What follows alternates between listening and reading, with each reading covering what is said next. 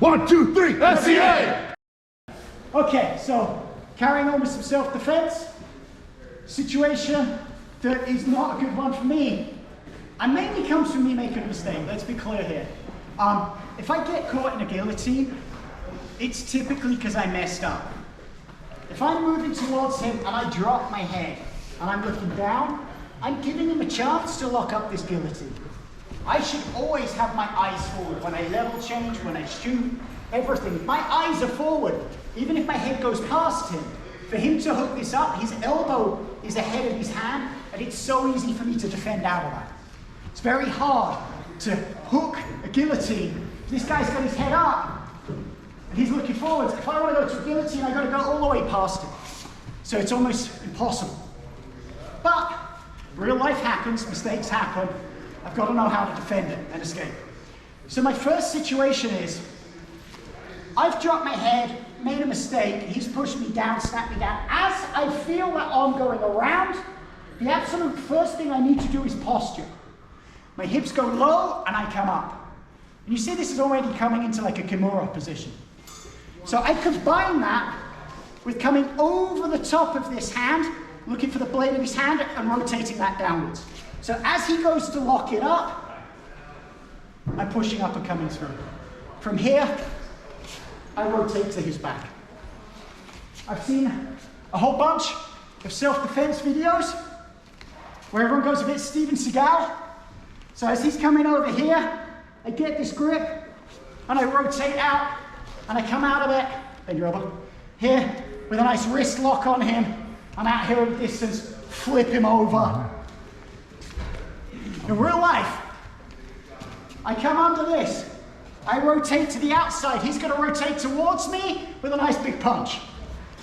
I don't want that. So, as this comes over and I grip, and I posture and I come out, I go nice and safe around behind him, where we can work this fight out from here.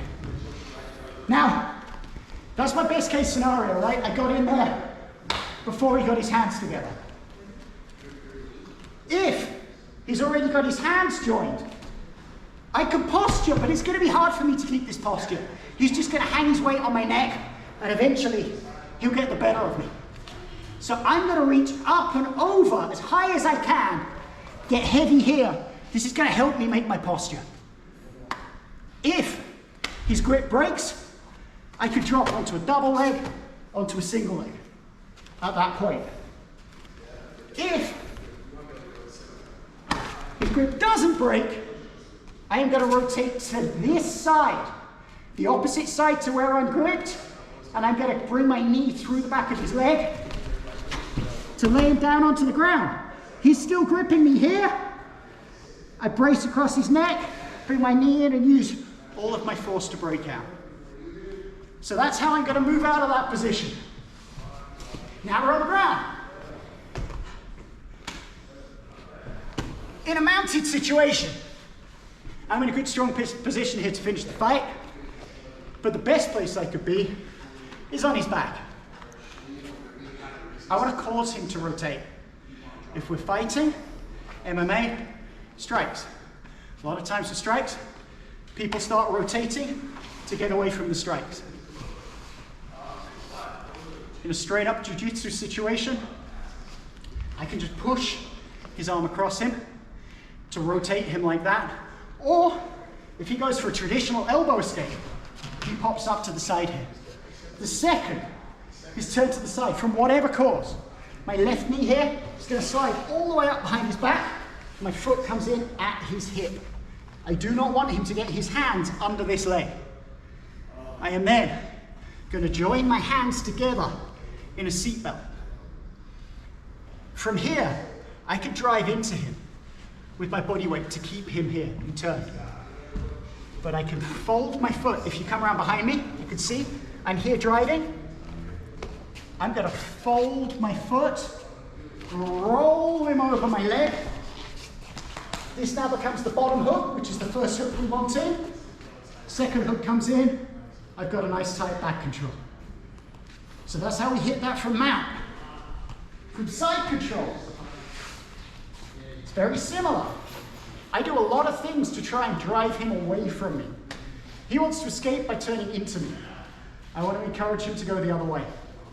I do this by bringing this arm across him. With this arm, if there's space, I've passed his guard and this arm's reaching out. If I circle it downwards, it goes across nicely. If it's here and it goes up, it goes across nicely. Trying to drive it straight across, I'm going straight against his force. So I'm going to go one way or the other. Down, drive him up. See, my chest is now pushing into him. I get my seatbelt grip, I'm driving into him. Eventually he gets fed up of that and he starts to drive back towards me. My knee's holding his hip and stopping him turning. From here, as he drives back into me, I'm going to bring my shin up against the back of his head again, and I'm going to roll him over. As we get to here, it's very easy for me to get my feet up on his hips, and I'm into my position to start looking for attacks from the back. Okay? So there's two different ways to get to the back. Now that I've got the back, what am I going to do? My seatbelt grip is the perfect start point to go for chokes. My right hand opens and rotates the gi. I'm folding it along the edge of the tape. My right thumb slides up. I go deep, up past his ear, and then my fingers come over the top. This detail, instead of gripping like this, adds a couple of inches of tightness to my gi choke. That could be the difference. I've got this grip, my elbow has to stay low. His escape is under this arm. So my elbow is staying locked down to his body, and my head locked in tight to him. My other hand goes to the other lapel. I'm just looking at chest level. I don't need to be high, just at chest level. I tension this hand down, and then my left arm, the movement I make, the mental image I have, I imagine I have a big old knife in this hand, and I'm doing one of those disgusting decapitation videos. It's a horrible image, but it makes the image stick. I'm going to make a circle around his neck. So I'm in here, I tension, I bring this round to choke, and I expand my chest into him with my head staying tight. That's how I'm going to finish this choke and make him tap. Now, I'm looking for this grip. This hand's coming, I'm looking for the gi. He won't let me get it.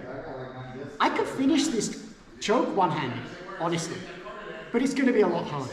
I could create tension pulling down on the same side and finish that choke. That works. What works really well though, he won't let me get on the grips here. I bring my hand up behind his head.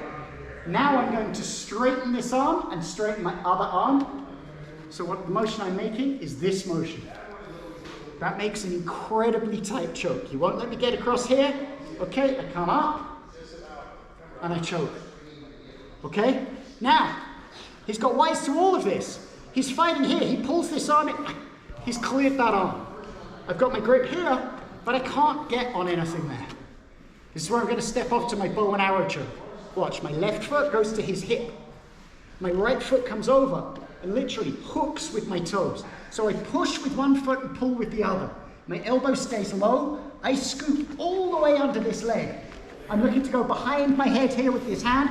I step over his shoulder and I finish the choke. Putting you to sleep, man, I'm sorry. Okay, so I'm in. I can't get this grip, so I pass him and I turn him. I'm making this a bit looser so we don't go to sleep. I get under this, I take it and I pull my leg straight as I pull my hand, two hands back towards me. That's what's going to create that choke. The final thing we looked at is this is my go-to game plan, okay?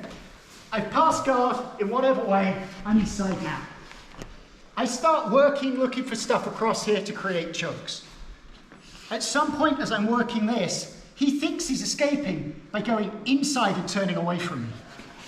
At that point, I get up tight and push into him.